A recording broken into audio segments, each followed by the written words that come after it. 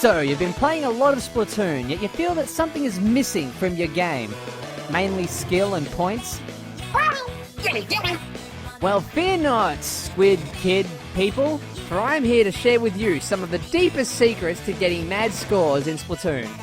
By the end of this tutorial, you'll know all there is to know about topping the leaderboard time and time again, even if you're on the team that loses. Let's begin by talking about you. As is the case with most competitive shooter games, your loadout is an imperative part to your success. The clothes you wear aren't just for aesthetic appeal, they also offer you useful perks, such as extra ammo, more attack power, and even enhanced stealth. For the sake of this exercise, we'll be using clothes with the quick respawn and special charge up perks. Your third perk doesn't matter as much, but something like Ink Saver or Defense Up might be a good choice. Once you're all swagged up, it's time to pick a weapon.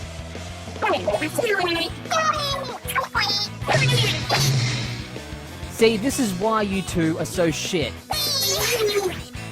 Yes, we know rollers can be fun to use, and while I'm sure the charger classes are good for things like camping and being useless, that's not what we want. Since we want points, we're going to want to go with something that covers a lot of ground really far, and has the secondary equipment to complement it. Something with a high fire rate that makes a big mess really quickly. So we'll be choosing the Aerospray RG class. Okay, whinge at me if you must. You'll thank me when you're rich. Alright, now that we're all kitted out, it's time to start a match. When the game starts, the first thing you're going to want to do is pay attention to your team. Are they taking the high road or the low? Are they going left or are they going right?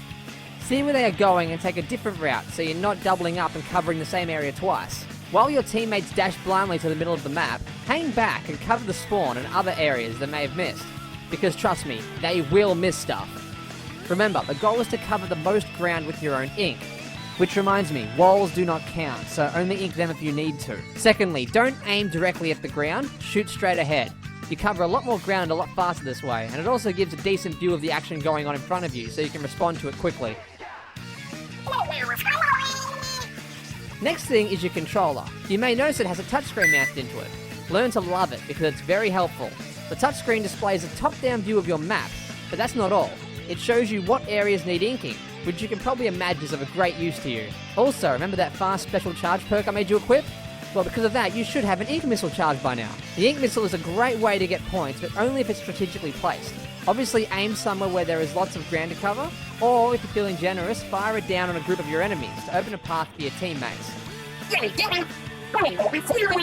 We'll get to that now.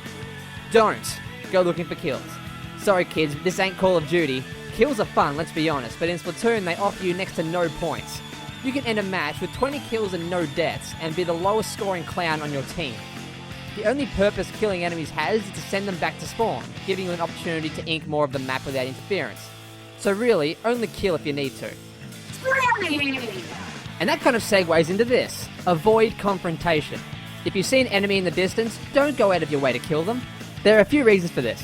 One, they can always kill you first, which, let's face it, this is you we're talking about. And two, it gives you more ground to cover.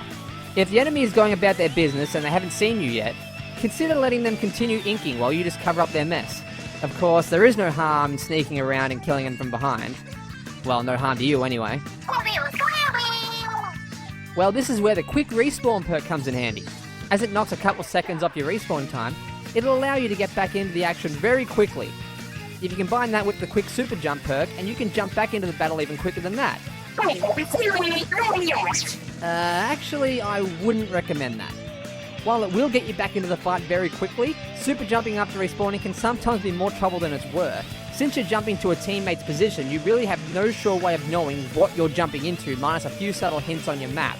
Unless you also have the stealth jump ability equipped, your landing position is visible to the enemy while you're in midair, giving them an easy means of killing you upon landing. So make sure to always check your map and make sure the teammate you're jumping to is safe. If you do happen to jump to a dangerous area, or if you just want to open up the gates, consider dropping an explosive as soon as you land.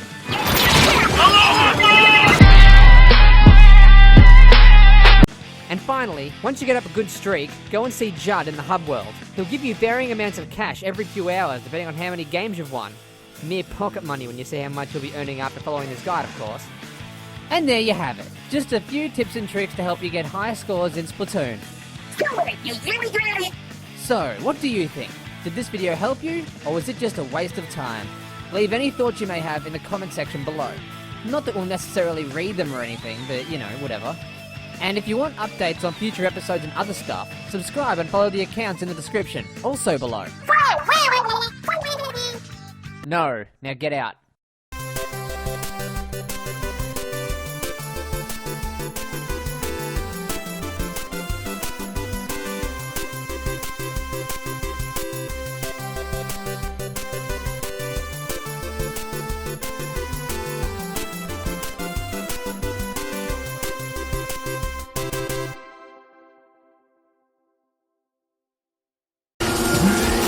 You're all over me. You are not looking well. Mercy im Bereitschaftsdienst. Kontakt.